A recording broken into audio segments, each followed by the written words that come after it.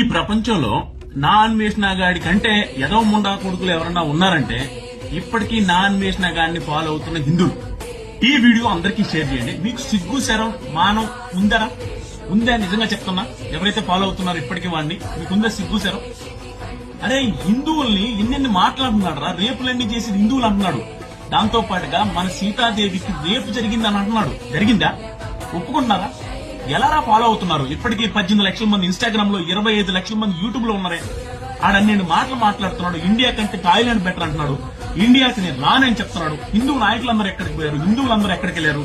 ఎందుకు మాట్లాడట్లేదు? వాడి మీద ఎందుకు కేసులు పెట్టట్లేదు? వాడిని ఎందుకు ఇండియాకు తీసుకొచ్చి గుడ్డలు ఎప్పుడు తీసి నడి రోడ్డు మీద తరిమి కొట్టట్లేదు? ఎలా ఉందంటే వాడు మాట్లాడే మాటలు, వాడినే కాదు వాడి ఫ్యామిలీని కూడా ఇండియాలో ఉంచకూడదురా అని అంత దారుణంగా మాట్లాడుతున్నాడు. అరే, ఈ అమ్మాయిలకి కొంతమందికి బుద్ధుండి ఎడవాలి. అరే, వాడు మీ హక్కుల కోసం పోరాడుతున్నాడంటే ఎలా నమ్ముతున్నారమ్మా మీరు? ఎలా నమ్ముతున్నారు? వేరే వాళ్ళ అమ్మల్ని నోటుకొచ్చినట్టు తిట్టేవాడు మీ హక్కులను కాపాడుతాడని మీరు ఎలా నమ్ముతున్నారు? ఎప్పుడైనా వ్యూస్ తగ్గిన ప్రతిసారి ఒక కంటెంట్ తీసుకుని వస్తాడు, మీరు ఎరిపప్పలున్నారు, సపోర్ట్ చేస్తారన్న నమ్మకం వాడికి. ఇండియాతో సంబంధం లేని నా కొడుకు వచ్చి ఇండియా అని అంటుంటే, హిందూ అని చెప్పుకొని హిందూ దేవతలందరినీ అవమానిస్తుంటే ఎలా మనం భరిస్తున్నాం? మనకి సిగ్గనేది అడవలేదా?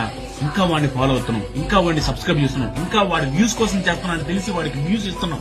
అన్నిటికంటే దారుణమైన విషయం ఏంటంటే, ఇందాక నా అన్వేషణ గాడిది ఒక ఆడియో చూసాను. ఆ ఆడియోలో 14 ఏళ్ల పాపని రేప్ చేశాను అని అతనే ఒప్పుకుంటున్నాడు.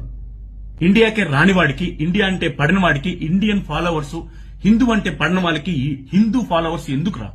దయచేసి హిందువులందరూ అలాంటి యదవని అన్ఫాలో చేసి అన్సబ్స్క్రైబ్ చేయండి.